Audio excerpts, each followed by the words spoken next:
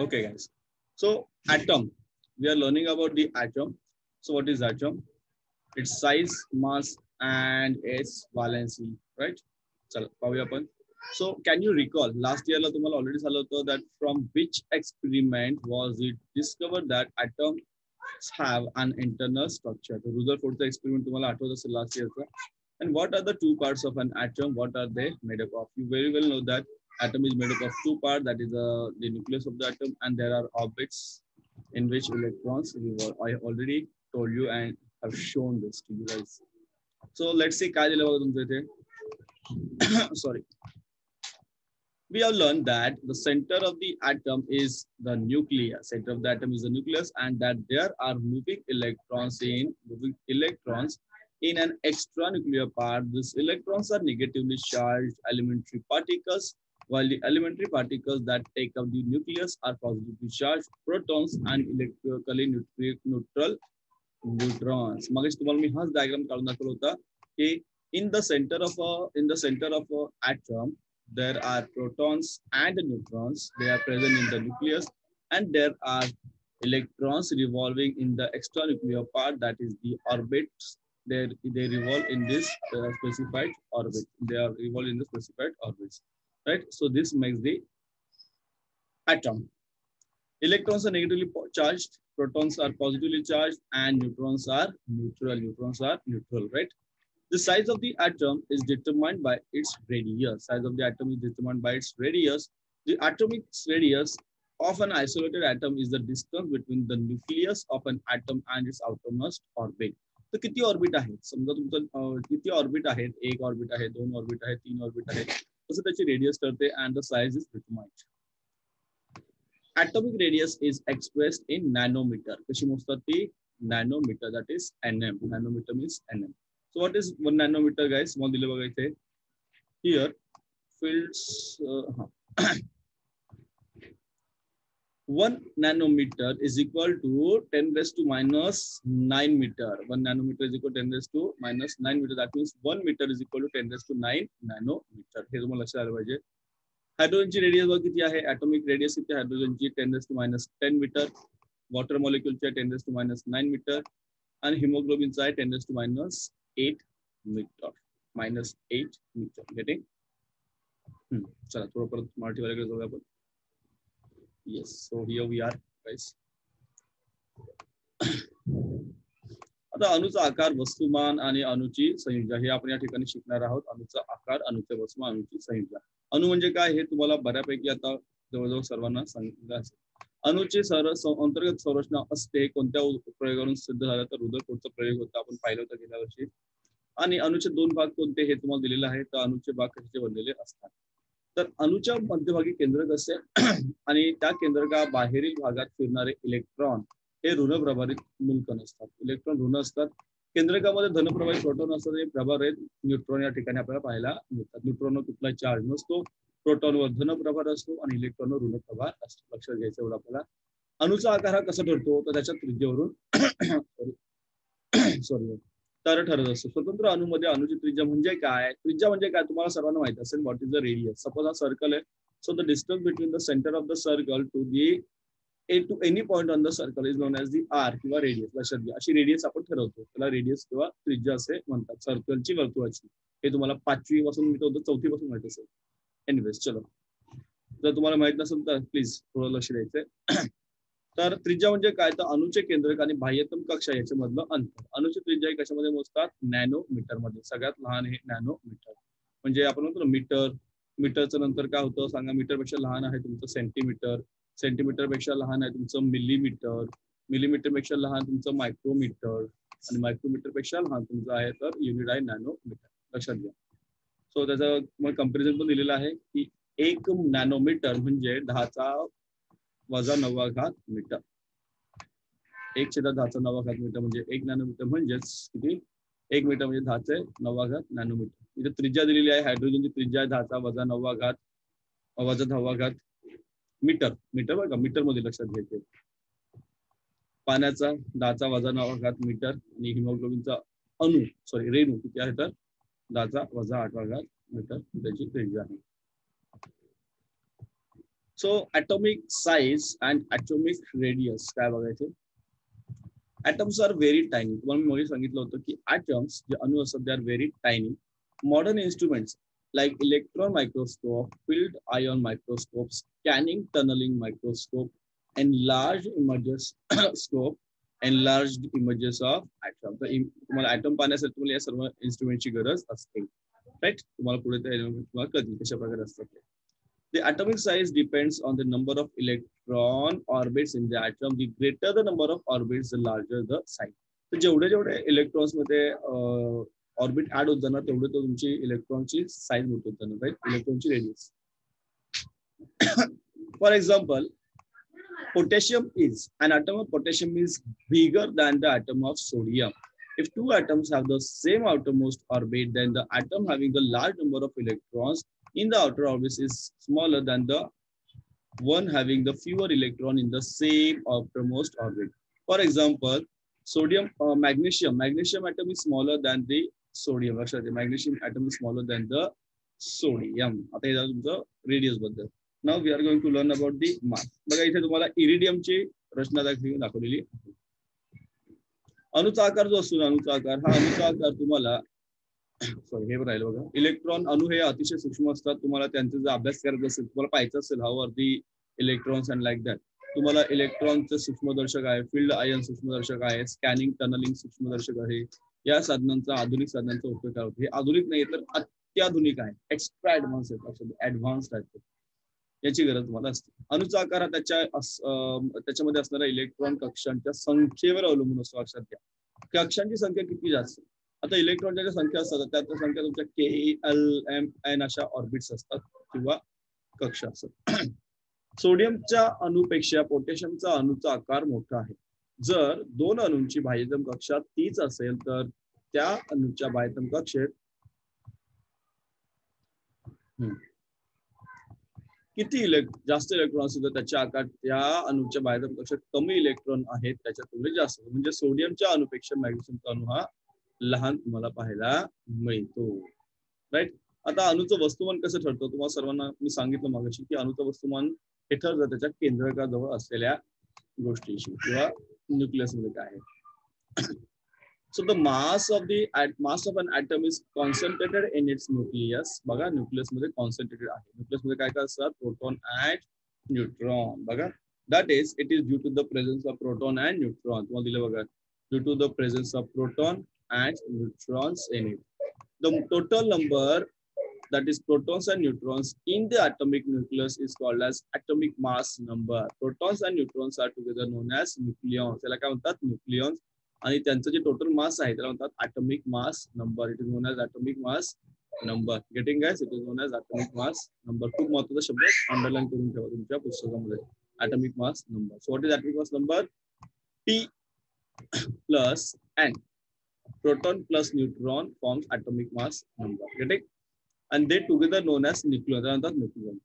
An atom is very tiny. How do we determine its mass? Scientists too face the question. It was not possible for scientists of the 19th century to measure the atomic mass accurately. आता एवढा छोटा असल्यामुळे तुम्ही कसं काय त्याचं वजन वगैरे मोजणार, आणि ते पण त्याच्या केंद्रकात असणार सेंटरमध्ये. तर त्यांनी संशय काय केलं, therefore त्यांनी काय केलं, the concept of relative mass शोधलं. त्यांनी काय केलं, concept of relative mass of an atom. Relative म्हणजे काय, तुलनेमध्ये. रिलेटिव्ह म्हणजे काय, तुलनेमध्ये. आता रिलेटिव्हचा अर्थ काय लक्षात घ्यायचं, ते रिलेटिव्ह म्हणजे तुलनेत कसं असतं लक्षात घ्या. सिंपल सांगतो मी. समजा ए आणि बी दोन विद्यार्थी आहेत, राईट. ए आणि बी विद्यार्थी दोन विद्यार्थी आहेत. आता त्या दोघांना एक्झामला बसवलं, 100 मार्काची एक्झाम होती समजा. तर या ए ला मिळाले 50 मार्क सपोज, आणि बी ला मिळाले 55 मार्क. आता मला सांगा, 100 पैकी 50 आणि 55 खूप मोठे मार्क आहेत का? नाही. पण तरी सुद्धा एच्या तुलनेमध्ये बी ला जास्त मार्क मिळाले. म्हणजे या दोघांमध्ये जर विचार केला ना तर बी हुशार झाला. राईट की नाही. बी काय झाला, दोघांपैकी बी हा हुशार झाला, बिकॉज त्याला रिलेटिव्ह आपण केलं, त्याला तुलना केली दोघांची. आपण पूर्ण वर्गाचा विचार केलाच नाही, आपण फक्त दोघांचा विचार केला. रिलेटिव्ह म्हणतात, काय म्हणतात त्याला, रिलेटिव्ह. 50 आणि 55 हे 100च्या तुलनेमध्ये मोठे मार्क नाही आहेत, पण या दोघांचा जर विचार केला तर 50 आणि 55 मध्ये नक्कीच 55 हे मोठे असतात. राईट. जाऊ चला. तर relative mass. A reference atom was required for expressing the relative mass of an atom. The hydrogen atom is being the lightest was initially chosen as a reference atom. The relative mass of hydrogen atom, which has only one proton in its nucleus, was accepted as 1. Therefore, the magnitude of the relative atomic mass of various atoms became equal to their atomic mass, that is P plus N. So, P plus N आपण त्यांनी शोधला आणि reference material काय वापरला आपण hydrogen. Sorry. Let us see how to express the relative mass of nitrogen atom having accepted relative atomic mass of hydrogen as 1. Now nitrogen चा विचार केला, nitrogen is what? The mass of nitrogen atom is 14 times that of the hydrogen. Hydrogen पेक्षा 14 पट त्याचं जास्त आहे mass कोणाचं nitrogen.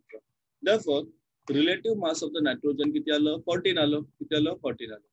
This is how a relative atomic masses of various elements were determined. On the scale, the relative atomic masses of many elements came out to be fractional. Therefore, in the course of time, some other atoms were chosen as reference atoms.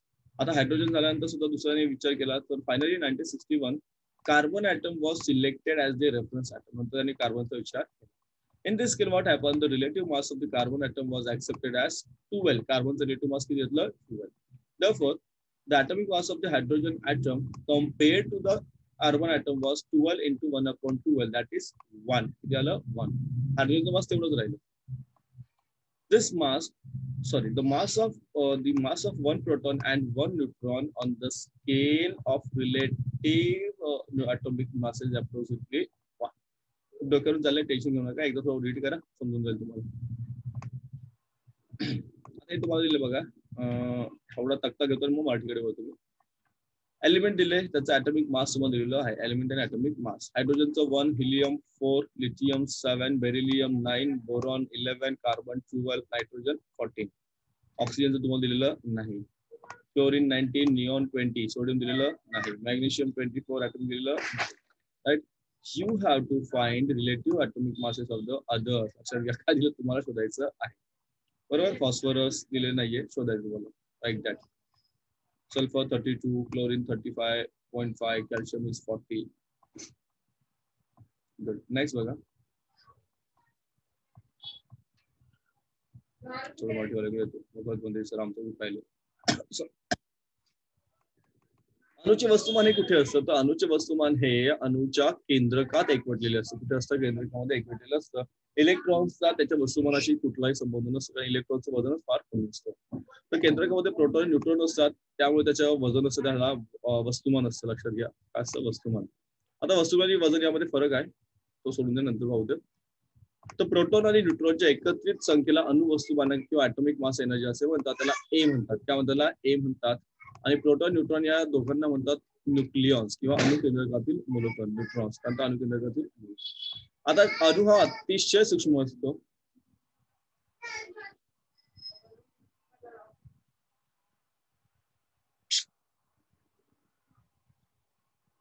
अणु अतिशय सूक्ष्म असतो, मग त्याचे वस्तुमान कसे ठरवायचे हा प्रश्न शास्त्रज्ञांना सुद्धा पडला होता. आता जे 19व्या शतकातील शास्त्रज्ञ होते त्यांनी काय केलं? अणुवस्तुमान अचूकपणे मोजणे शक्य नसल्याने अणुचे सापेक्ष वस्तुमान मोजायला सुरुवात केली.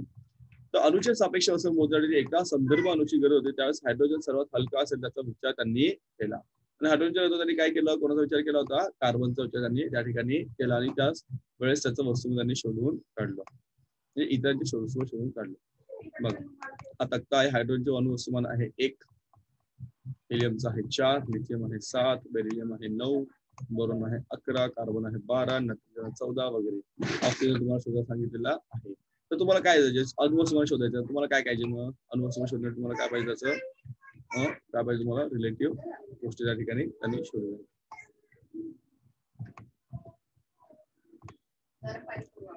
आताच्या काळात जर तुम्ही विचार केला, आताच्या काळात अणुचे वस्तुमान प्रत्यक्ष मोजण्याच्या अधिक अचूक पद्धती विकसित झालेल्या आहेत. त्यामुळे अणुवस्तुमानासाठी सापेक्ष वस्तुमानाऐवजी एकीकृत वस्तुमान युनिफाईड मास हे एकक विस्तारलेले आहे. या एकाला डाल्टन म्हणतात. काय म्हणतात? डाल्टन. यासाठी यू ही संज्ञा वापरतात.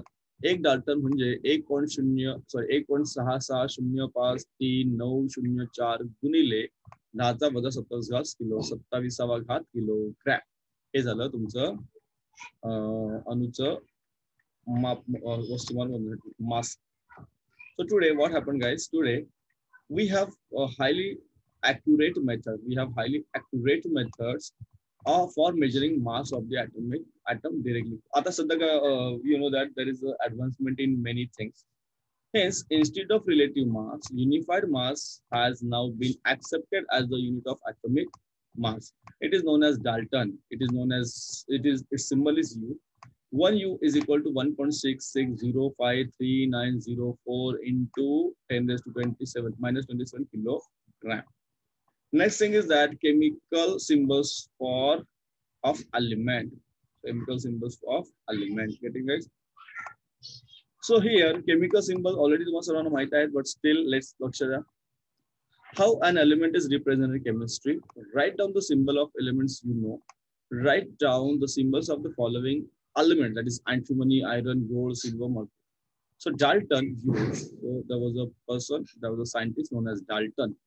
So this Dalton used certain signs to represent elements. For example, त्याने असं चिन्ह वापरलं हायड्रोजनला, हे चिन्ह वापरलं त्याने कॉपरला, कोणी डाल्टनने. खूप जुनी गोष्ट.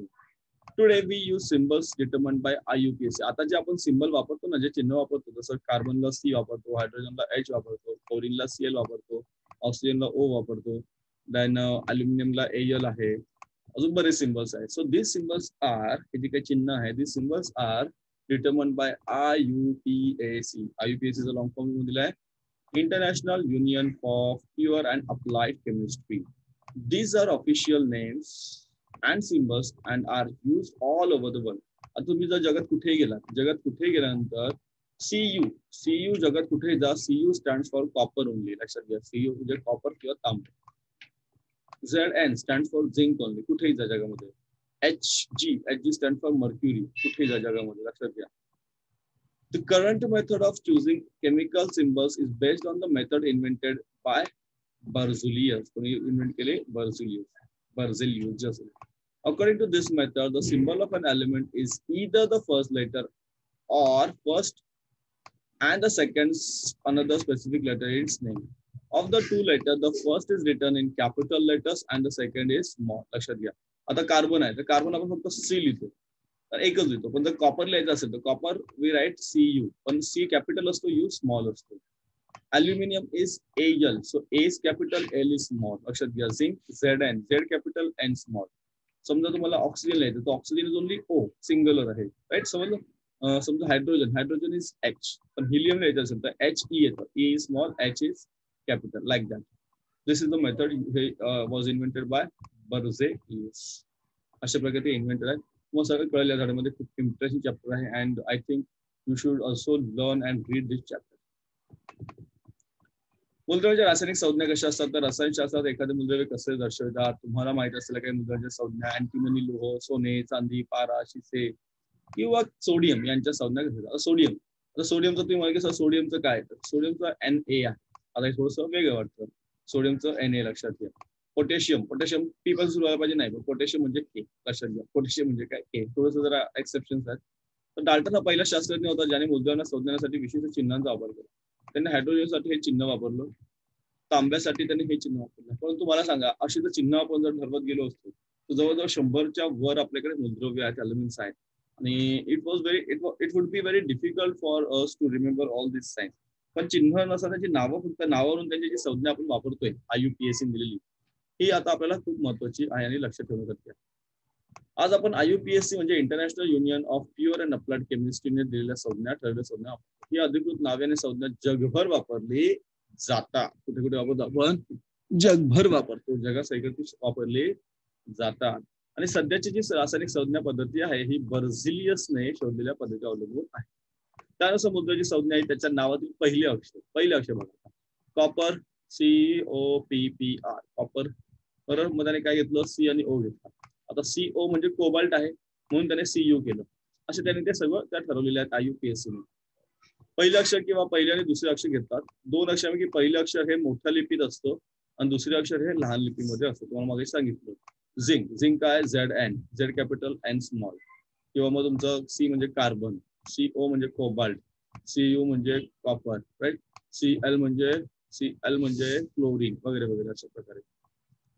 तर हे जाऊ तुमचं मूलद्रव्यांचे आणि संयुगांचे मूलद्रव्यांच्या रासायनिक संज्ञा ठिकाणी झालेल्या आहेत.